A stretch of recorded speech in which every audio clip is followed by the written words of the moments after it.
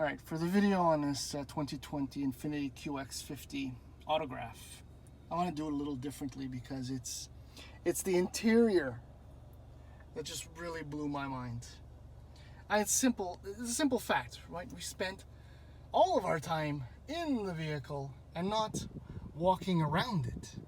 So we want to feel comfortable in a luxurious environment. And Infiniti has knocked this out of the park. Look at this. Ultra suede blue, yes. Brown leather, contrast stitching, open pore maple.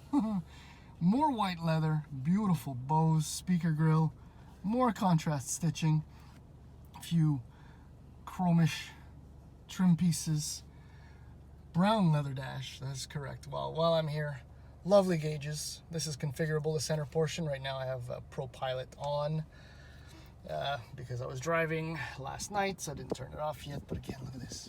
More suede in the dash, the leather, the wood, and check this out.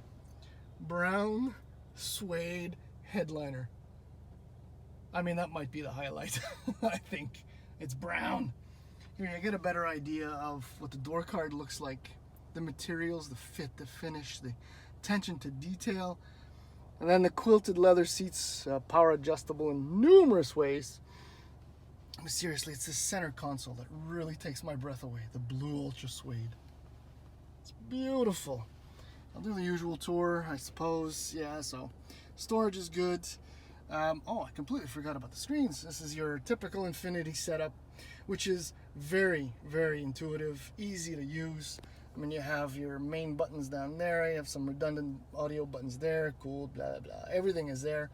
And here you have your other display, for which I'm using nav at the moment. While I'm up here, the main gripe with this vehicle, and I do not understand why this is, the resolution of the backup camera is horrible. It's the worst thing that I've seen in recent, I mean 2 or 3 years in any vehicle. And the resolution is so bad that even when the lines move, right, as I'm turning the steering wheel, it's misleading completely. It's terrible. You can't really tell how bad the resolution is. Well, maybe you can. It's horrible. And the same thing for the surround view. I don't trust the camera. And this has not happened to me in forever. Yeah, so I said storage. There's your drive modes. There are only 3. It's pretty simple, or 4 actually, with personal right there. Standard has been the best. I'll tell you a little bit more about that later. This is typical controller. Storage down here is really good. The door bins are actually quite nice, very big. It's the interior. This thing, the brown steering wheel. Check it out. It's so nice. Let's do the usual tour while I'm at it. The back seats. Okay, yeah, this. Okay, I know it's a little dirty because I vacuumed the carpets already, but you can't really tell, but the carpets are so soft and plush. They're actually thick. It's insane. And there's a lot of room back here. Far more than I expected. But there's a trick. These seat backs, see, as you can tell, slide fore and aft. And also recline. Here's another example, right there. The leather, the suede, the wood, everything about this, and love the shades. All right, so the trunk kind of changes size because the seat back slides and reclines and all that. So you have about 900 liters. Now, you can't really tell, but you can at the same time, because that's my giant stroller with the 2 seats. There's a fair amount of room down here. It could be bigger, but you know, because of my choosing to use more seat back space. Anyhow, suffice it to say, overall, very, very usable. Now, styling. Actually, let's just do the usual stuff. If you want a 2020 Infiniti QX50, the base model, the Pure, it is now $44,998. And what's funny is that I built a few of these online in the last few days, and the pricing went up by a little over $500. No explanation, and trims changed. Unless I'm smoking some really good stuff or I'm getting way too much sun, I found it odd. Anyhow, you have all kinds of trims, essential, sensory, all kinds of sensory, sorry, not sensory, sensory. All kinds of trims that mean absolutely nothing to most buyers. But this is the top line autograph, $58,598. Now, when you consider the amount of kit you get in this thing, right? I showed you everything. It's got navigation too. It's got heated and cooled front seats, heated steering wheel, a full battery. I said ProPilot. It does have the semi-autonomous, shouldn't say that, but I think it's level 2 autonomous driving capabilities. And it has, as standard, that semi-crazy VCT variable compression turbocharged 2-liter 4-cylinder engine, along with the latest version of the of Infiniti's or Nissan's Xtronic CVT transmission. All that to say, styling-wise, this thing is, my head turns every time I see it parked. It is very unique. It's actually one of the best representations of what Infiniti does as far as their design language, the grille and the headlights and all that. It really, really works beautifully. The name of the color, by the way, is Hermosa Blue. It works with the brown and white interior. It's just incredible. The 20-inch wheels, which you get with this model, are very, very correct in this application. And I mean, I think you can tell I'm somewhat blown away by the whole vehicle so far, just aesthetics and content. By the way, my vehicle is, as I said a couple times, an autograph with a few options, and it retails for $60,500 Canadian, US $59,000 as tested.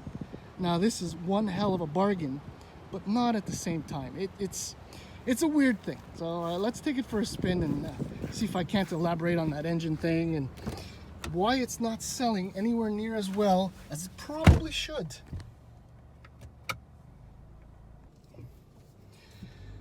All right, so what I just said, about the QX50 probably not selling as much as it should, that's as much in relation to, I think, how I perceive Infiniti, and many of you, because Infiniti for us is a G35 coupe or sedan with a manual transmission, or even a J30, if any of you remember that, or the Q45. It was performance luxury. And then at one point, Infiniti kind of switched that around, and I think it lost a lot of its fan base because of that, but it gained something else.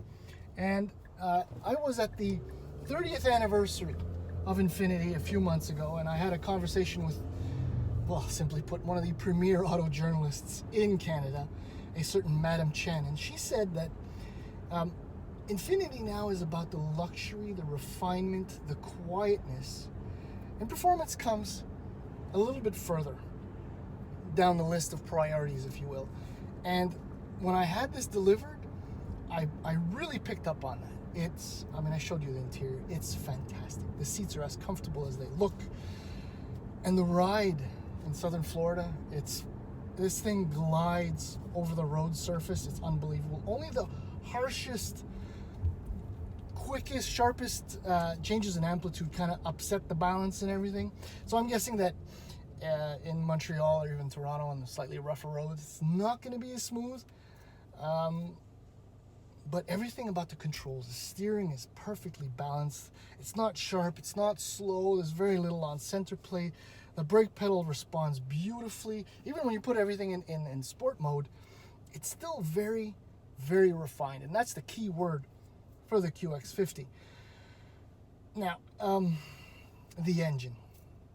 I've been scratching my head since Infiniti introduced this, because they went way out of their way to come up with something novel, ingenious, brilliant, to achieve essentially what most other manufacturers have achieved with a simple tool, essentially a simple tool. Now this variable compression engine, okay, will give you max power when, I'm going to oversimplify this, okay, compression will drop to 8-to-1, and that's when you'll get access to the turbo's boost and all 268 horsepower and 280 pound-feet of torque. That's when you really roll onto the throttle and you want the most out of what's available from the 2-liter turbocharged 4-cylinder engine. If you're cruising as I am right now, under next to no load. Compression goes all the way up. It varies infinitely, or just about between 8 and 14. It goes all the way up to 14, and that's when you get maximum absolute efficiency. And as though that wasn't enough, Infiniti's thrown an Atkinson cycle to give you that much more. Out of every liter of fuel, you're getting the absolute maximum return. Does that make any sense? I think it kind of does. But okay, so the power is great. Let's do that, right? When you do roll onto it, it kind of kicks in like an old school turbo, because you kind of get a slight bit of lag, and then wow, you're moving. I mean, merging onto the 95, this thing is a rocket, and still only in standard mode. But through all these efforts, returned combined fuel economy is about 9 liters per 100 kilometers.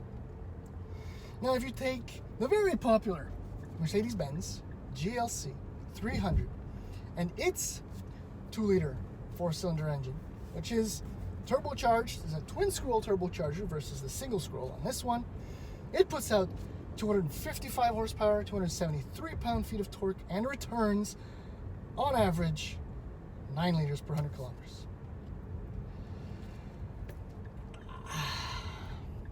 I mean, I appreciate everything Infiniti's done, and I think that too much of that effort and engineering and those resources and that time went into developing something that does almost exactly what all the other 4-cylinder turbocharged 2-liter engines do, from BMW, from Lexus anyway, and Audi, and Benz, obviously. With I can only spot one crucial difference, and that is how smooth this 4-cylinder engine is, how quiet. The absence of vibrations and occasionally annoying 4-cylinder noises is omnipresent, in the sense that this is the smoothest operating 4-cylinder engine I think I've ever experienced. That has to do with the multiple pivots that change the compression ratio. There are videos out there, Infiniti put one out, that explains how one pulls, one pushes, and whatever. It's an impressive feat of engineering, but ultimately I think the effort went in the wrong place. Maybe that's all that was left when they put this interior together and exterior design, and they figured, what else are we going to spend the money on? Let's develop some crazy variable compression turbocharged engine. A word on the CVT, it works fantastically well. I have nothing negative to say as far as it's concerned. It'll rev match downshifts. It's instantly responsive. It's one of the best operating CVT transmissions I've experienced also. So the powertrain is impressive. The packaging is unbelievable. The level of quality, refinement, and luxury is all fantastic. Yet that GLC 300 I mentioned retails at the exact same starting price. And if you want standard features that you get in this thing, like the power hatch and Apple CarPlay and all that, you gotta spend umpteen thousands of dollars more than what you get in this. And people are going for the Benz. This remains one of Infiniti's most difficult tasks still today, and it kind of harks back to what I was saying about when Infiniti once meant to us, maybe my age group, I don't know, and where they are today. They are building some great cars, great SUVs. This one is an absolute fantastic example of that. The technology, the fit, the finish, it's unbelievable. But I can't see very many people spending $60,000 on this Infiniti SUV. And yet, they'll go over to BMW, get an X3, X-Drive 30i, put on 2 options and spend $3,000 more than that. Obviously, nobody spends the money, they all lease. But they got that all-important BMW key fob or Audi key fob. Anyway, this thing is fantastic. in no uncertain terms. And I love it. But yeah, that's it.